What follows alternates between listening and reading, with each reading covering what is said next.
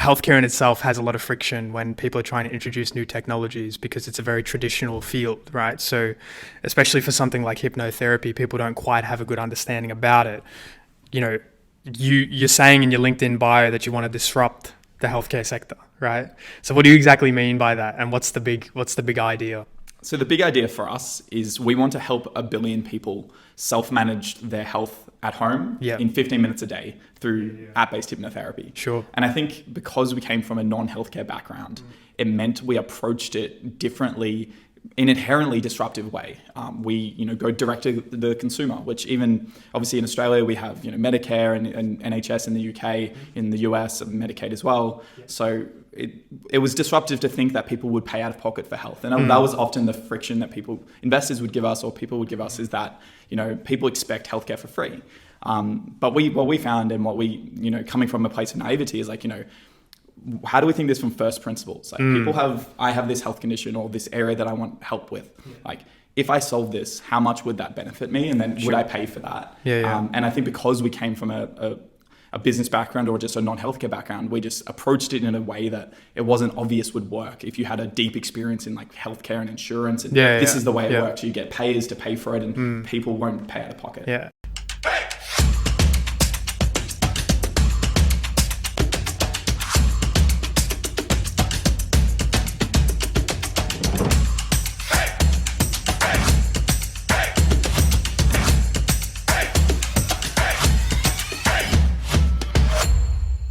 Welcome back to this episode of the Student Founder Podcast. I'm your host, Oliver Cucanic, PhD student by day, student founder by night.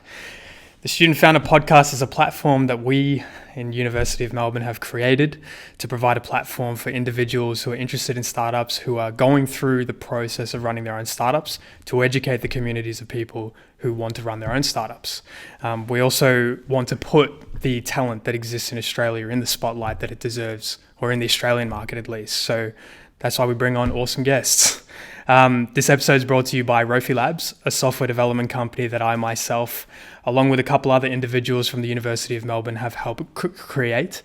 It's a software development company that offer economical software solutions in application development, as well as dedicated resources for companies looking to expand their software development teams. If this is something you'd be interested in learning more about, feel free to hit us up on our website at www.rofilabs.com.au. Let's get right into the podcast. So today we have somewhat of a behemoth of a student founder.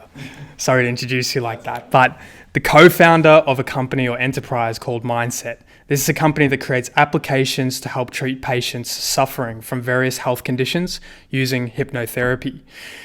They've gone on to develop 3 successful applications to treat various conditions, including menopause, cigarette addiction, and IBS. Raising over $6.1 million USD through 2 accelerator programs in Melbourne and the United States. Recently listed on Forbes Top 30 Under 30 in Asia for healthcare and science. Introducing to you Alex, and I'm going to try and pronounce it. Yeah, there you go. Yeah, right, there you go. No worries. Lovely to meet you. All right, so let's get into the grind of it. So you are a student founder, right? Somewhat of a student founder. You were a student founder, exactly. And now led off to quite a successful career, it looks like. So we'll start the conversation by talking a little bit about, I guess, your academic journey and background, and maybe how that contributed to your experience and now, running a successful startup. So what did you study in university? So I studied accounting and finance. So at Monash University, Caulfield. When did I graduate? I started 2014 studying there. It was a 4-year double degree, but all the time was always interested in startups. So I think 2017 I went through their Monash's accelerator program called the Generator. Right. And how was that? Like, what was the intention of getting into the accelerator? So we had an idea at the time. So it was my brother who was also at Monash, and my mate who was studying up in Queensland. And it came from my girlfriend, which was essentially Airbnb for dresses. Women have a lot of dresses, but because of social stigma about wearing it at the same time, they were afraid of, dress repeating. So they've got this asset. How can we help them utilize that asset by sharing it, and you rent it? Sure. But we essentially needed funding. But also it seemed like a cool thing, that Monash thing, and Monash was running, and we're like, oh, let's try it and see if we can accelerate our product. Yeah. And how did that go? It was good. I think we were the first real cohort. We had a lot of fun. They got us 10 grand in Oh, fees. great. Was it like a competition as well? It wasn't a competition. Essentially, Okay, it was just like, I think similar to MAP, that was a 12-week program. They gave you 10 you apply, grand. you get in. Exactly. You get the I think money. we were the first application that they got. So we were like, as soon as it announced, we were like on top of it. We were really always interested in startups. Like Combinator is a startup school on YouTube, very interested in it. And it was great. Kish, who ran it at the time, was fantastic and helped us essentially go from a dress rental app, which we were at the time, to now a digital therapeutic company. Yeah, which is quite a leap. Yeah, quite a leap forward, right? So I guess there's a lot to talk about, a lot to break down, but just looking at, I guess, your background academically, right? So you had a finance major, right? At Monash, is that right? Yeah, so accounting and it was like accounting and finance, the Bachelor of Business double degree, accounting, and then like finances, banking and finances, other major. Okay, so simple question. Of course, I can see your interest in startups because you yourself, have the finesse in the commerce space. But how does one go from something that's quite business related in terms of your academic background to something delving deep into something medtech or healthcare related? So I'm not sure how much my degree actually helped, to be honest. It was more the external learning, so the startup learning from startup school and Y Combinator and just reading online. The way we essentially approach the pivot and approach like diving into anything new is admit we didn't know a lot and how can we learn the most. And so that was speaking to the best people in the world. So how can we work with world-leading clinicians, researchers, scientists to supplement us in the knowledge and the capabilities that we don't have, so we can focus on what we're good at, which is the startup side. And absolutely, initially it's just getting to know the market, getting to know the space, starting from a point of empathy with the user. But then now we've partnered with world-leading researchers from Monash, from Baylor, from elsewhere around the world. Yeah, quite heavy hitters in the research field, I can see. So I guess my question is, because I myself am doing my PhD in cancer biology, right? So very healthcare related. Healthcare in itself has a lot of friction when people are trying to introduce new technologies because it's a very traditional field, right? So especially for something like hypnotherapy, people don't quite have a good understanding about it. You're saying in your LinkedIn bio that you want to disrupt the healthcare sector, right? So what do you exactly mean by that? And what's the big idea? So the big idea for us is we want to help 1 billion people self-manage their health at home in 15 minutes a day through app-based hypnotherapy. Sure. And I think because we came from a non-healthcare background, it meant we approached it differently in an inherently disruptive way.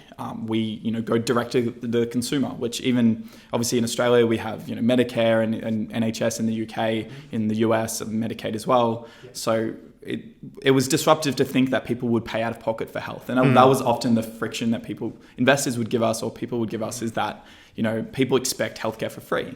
But what we found, and what we, coming from a place of naivety, is like, how do we think this from first principles? Like I have this health condition or this area that I want help with.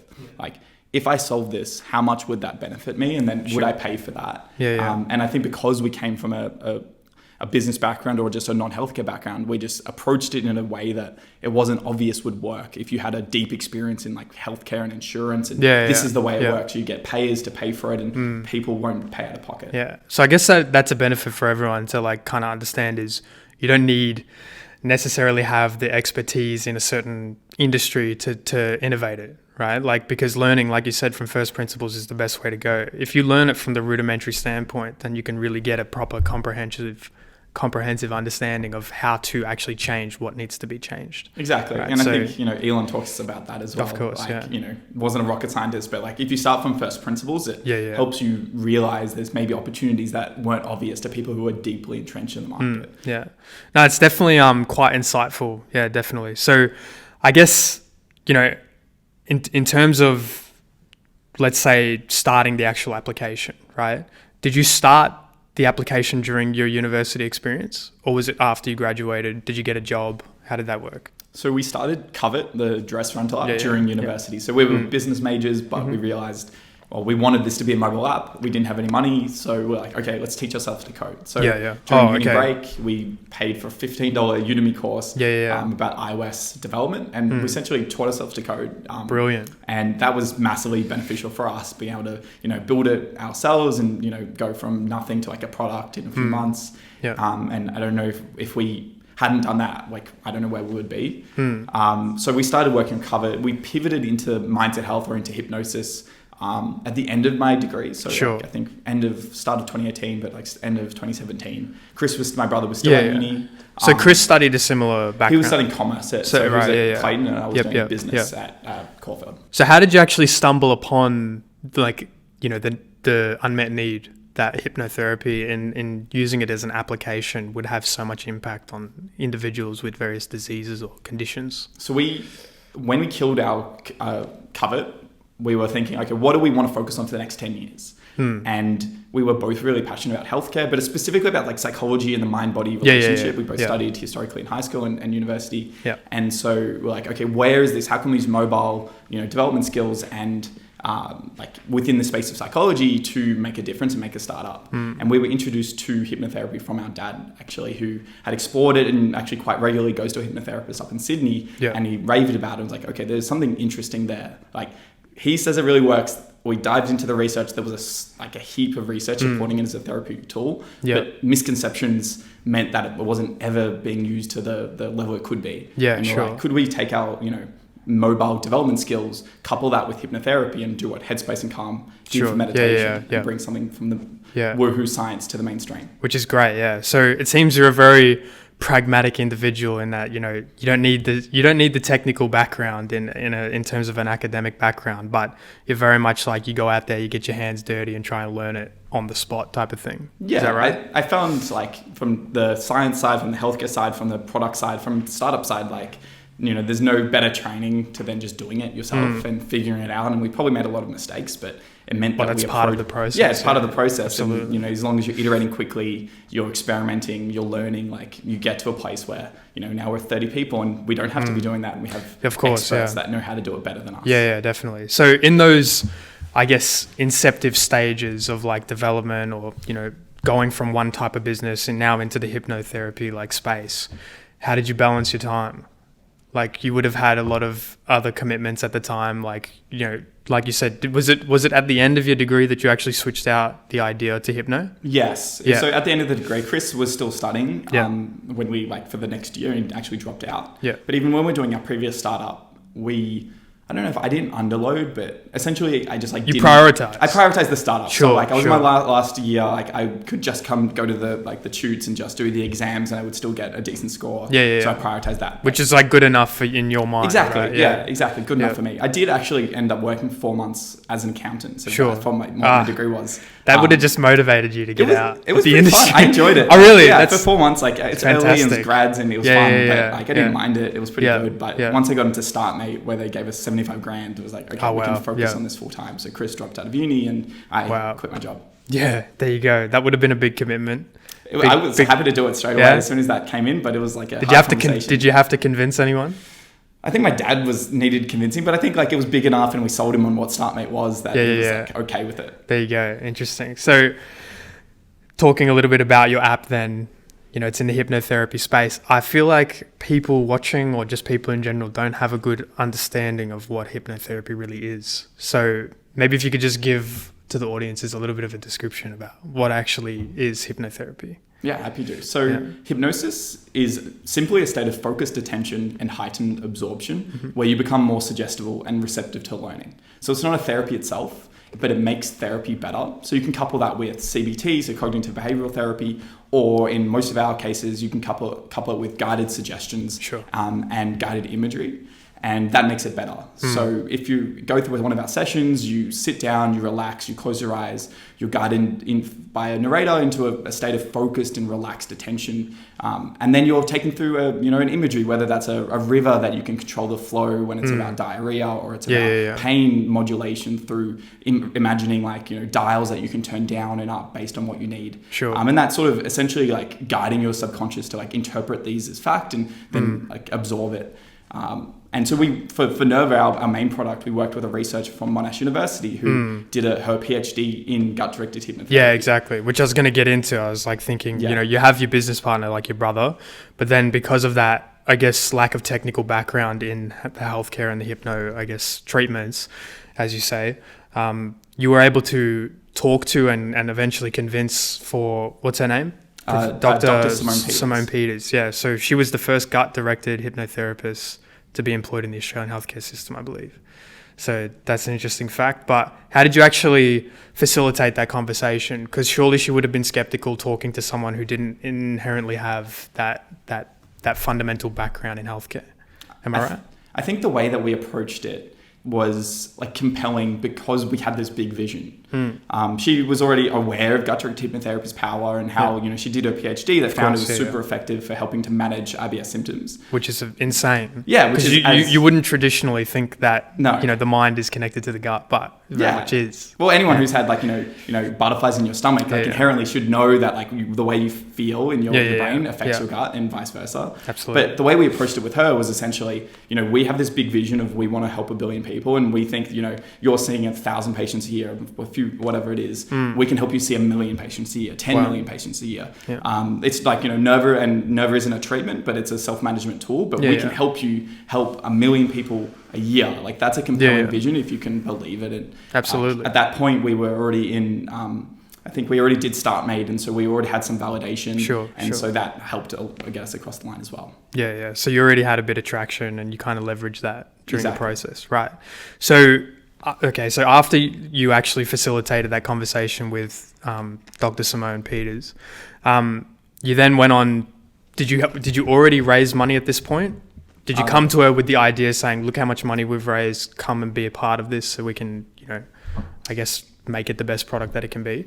Not at that point. Okay. So at that point, maybe we had Startmate, so the 75 so you had a couple, but we hadn't done. We raised our first round mid 2019 or end of 2019 after Y Combinator. So that was the first $1 million. So what was that like? How did you use the initial 75 grand? So the initial 75 grand was paying Chris and myself like a few $100s a week, so we have some just money survival. To live. Still living at home, so we didn't have to pay rent. Necessary. But it was helpful for like marketing, for software. We did like some contractors to help us with before I was hiring.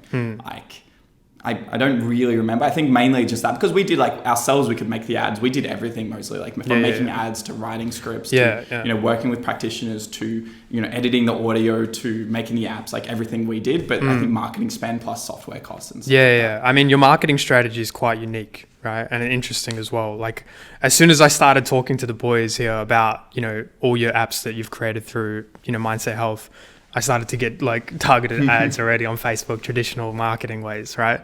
So what do you think the benefits are of like having, I guess, a professionally shot marketing strategy versus something that's kind of like, off the back of the phone or something, what effect do you think that has to the market?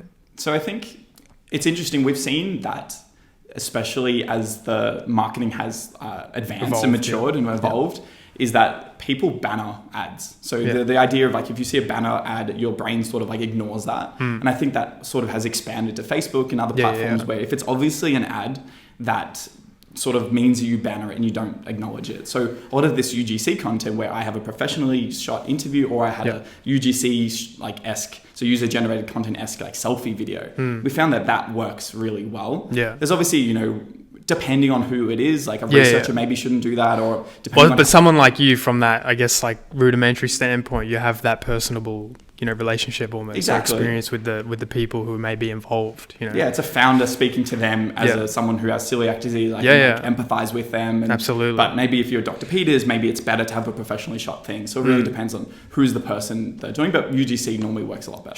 Sure. So after you went off, with your 75 grand, you got it to a point where you were able to bring on some people like Simone Peters. You then went into things like, did you go into MAP? Or was that already happened, right? The generator. So, the generator. We did that earlier. So that was for but then you went into another one, right? Y Combinator. Y Combinator, right? And is that where you raised a lot of the capital that you had? So Y Combinator, so that was 2019. That was when we raised $1 million. So last year is when we raised the like $5 million US. So how did you go about? What was the process like of actually raising that amount of capital? Like, who did you have to speak to? Who did you have to get involved with? What preparation did you have to, get ready for this to actually occur? So YC is a bit different how it's structured. It's like a MAP or another accelerator program, but 3 months we were in San Francisco. It's, Stripe, Dropbox, Airbnb, the best accelerator in the world. And so because of that, the interest you get is different. And so the way we prepared for it was build a really good company for 3 months, get the graph looking really good of revenue and user growth and all of that. Go stand up on stage, speak in front of 1,000 VCs, Sure. and then they can like you. So essentially they have software, they can say, I want to speak to this person. So I think we had 63 likes. And then it's about running a process of like meeting with them, explaining the story, pitching to them, and then raising money. So I think through that process, we had half of that from one VC called 50 Years, which is like a frontier technology VC. And then the rest was like from angels and other VCs. Yeah. Did you actually present on stage? Yeah. Yeah. So we're the last like fully in-person batch. So that was me. It was very nerve-wracking in front of 1,000 VCs in one big auditorium, just pitching. You would have put your headphones on, did some hypno beforehand. Yeah, definitely. Just to reduce the anxiety. Calm it down. Yeah, that's fantastic. So you ended up facilitating a couple meetings with some venture capitalists, right? Yeah. What's it like talking to a venture capitalist? It's like talking to anybody, really. Like you're pitching your story, you're trying to understand what they are interested in, like you're trying to understand if you would want to partner with them. So like depending how it is, like they could be on your board for the next 10 years and you're trying to speak to them. But the way it works is you have a little bit of banter for the first few minutes, build some rapport, depending on what type of meeting it is. If it's an angel, like maybe it's just chatting. If it's like a VC, you would have a deck and you would go and like present to them. If it was in person or over Zoom, you would share your screen. It's 15 minutes of like presenting the deck, and then the rest is answering the questions, getting them on side, and then like what are next steps. Yeah. Great. Yeah, that's pretty interesting. In terms of, just going back a little bit, again, I wanted to ask another question about your development phase, right? So developing the app and you yourself knowing, and your brother learning a little bit of rudimentary code. At what point did you actually, realize that, okay, maybe we need some developers on the team? As soon as we raised money. Yeah, so as soon as you had capital available, you started to invest in development? Yeah. And how did you go about that? It always made sense for us not to code. Like we're not good enough coders. Like you can get enough. We did it for 2 years. Which is that's a long time. That's a long time. But as soon as we raised, we're like, okay, let's. Who do we know in our network? I think so. Arnie, who was our first engineer, who's now like our product manager. I think we got introed through someone we know, and I think normally for the first people you bring onto your team, it's best if you can get them through your network. Sure. We were a bit unfortunate because we didn't study computer science or anything like that. We didn't have a network of engineers or software developers. So we had to sort of go further out. Yeah, nice. So your actual applications that you have, because I guess you have like an enterprise, right? It's the Mindset Health. And then you develop different applications depending on the treatment or the condition, right? So your, I guess, user interface of all these applications is quite appealing. It's very nicely laid out. Is that something that you yourself designed, or did it change a lot once you got developers in the team? The actual design pattern is pretty similar. Like we've gone really basic, where it's like to-do list. It's like, these are the tasks you have to do. Once you've done, they're complete. And that framework, because the way we've structured the company, it's shared technical infrastructure. So each app has to be supported by this one tech stack. And so having it so simple means that they can easily support all of the different products.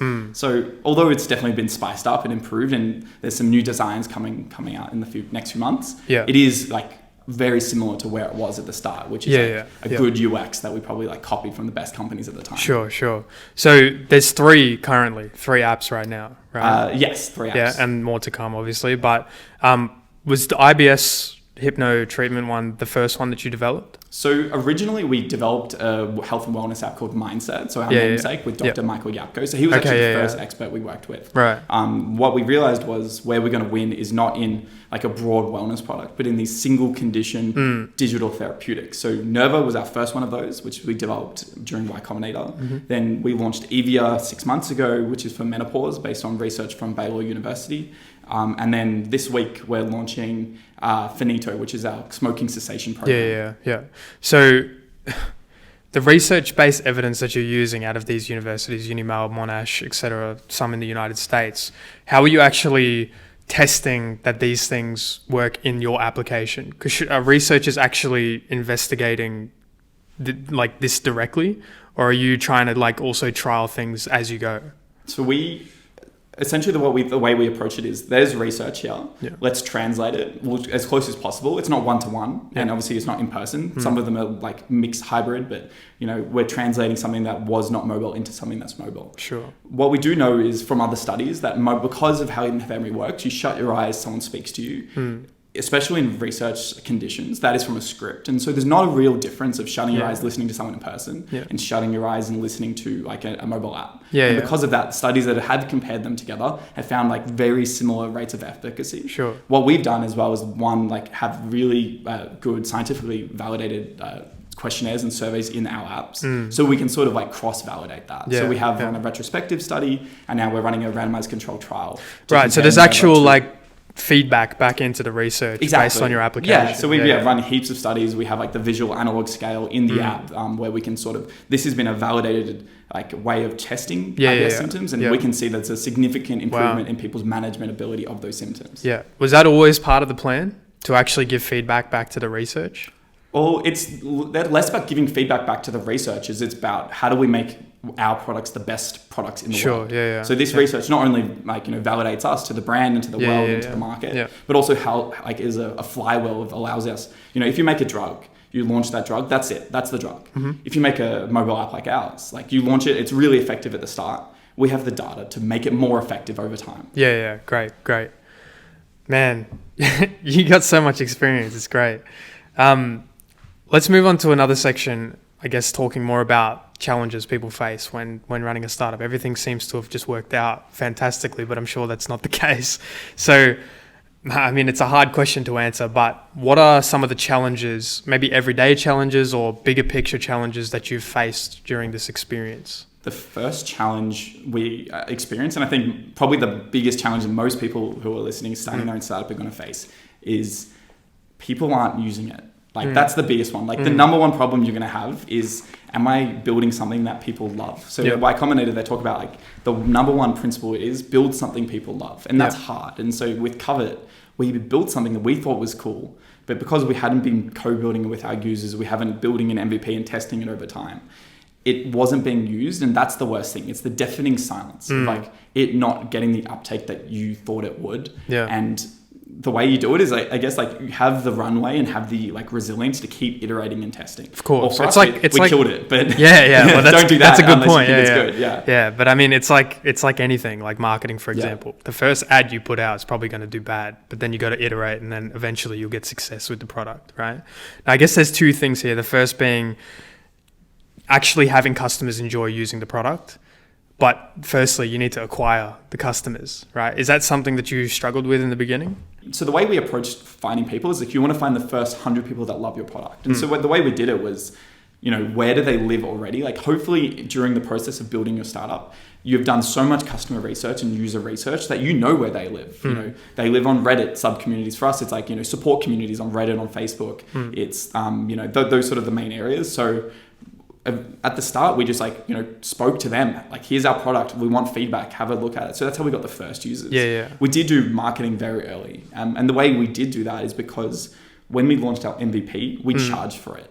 That's one of the things I have spoken about a lot is, people are afraid when they launch an MVP, it should be free. Sure. But people's willingness to pay for it is part of what it's part of the validation. Right? And so because we did that, it means we were getting money back, which means we could put money into paid ads, which means we can get feedback on that and we can build that channel. And so that's sort of finding where they live and then just having a growth channel that you could scale a little bit. Wow. Yeah.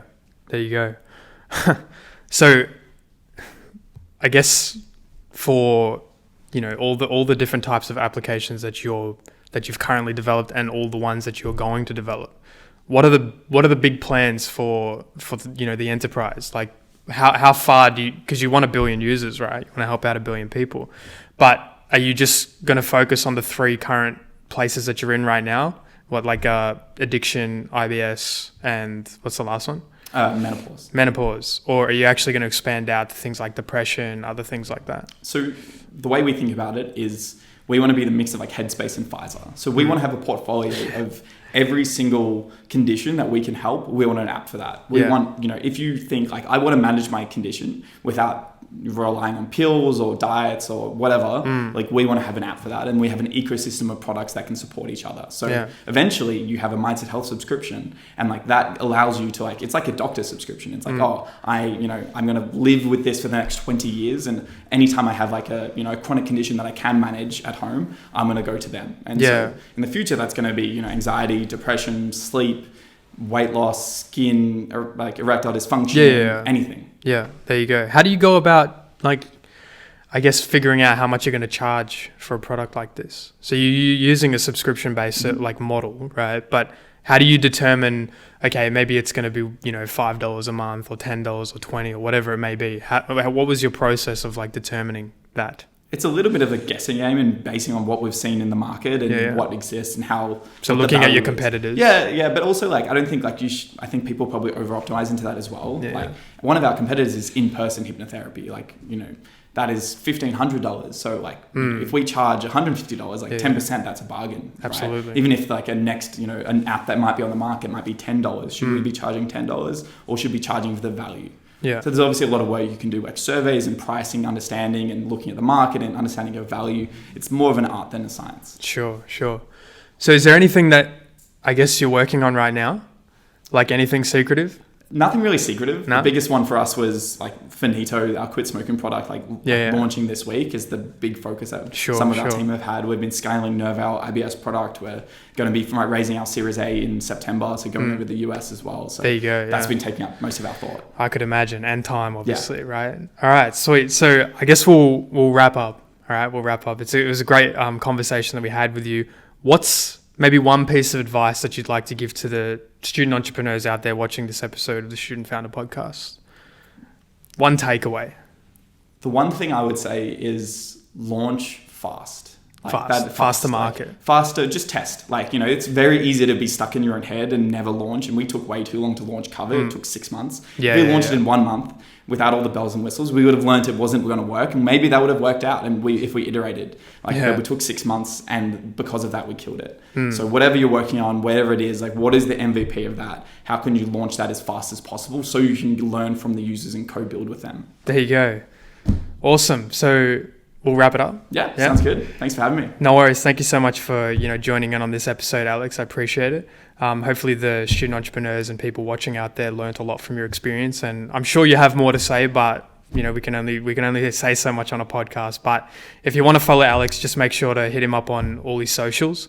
Also download his app because it's great. All the links will be in the description. All right. So that was this episode of the Student Founder Podcast. I'm your host, Oliver Cucanic. If you like this episode, make sure to like and subscribe and follow us on all social media. Links will be in the description. Again, this episode was brought to you by Rofi Labs, a software development company that I helped co-found out of the University of Melbourne. If this is something you'd like to learn more about, or you'd like to learn how we can help you bring your MVPs to life, make sure to hit me up on LinkedIn at Oliver Cucanic, or visit our website at www.rofilabs.com.au. Thanks so much for listening. Stay grindy.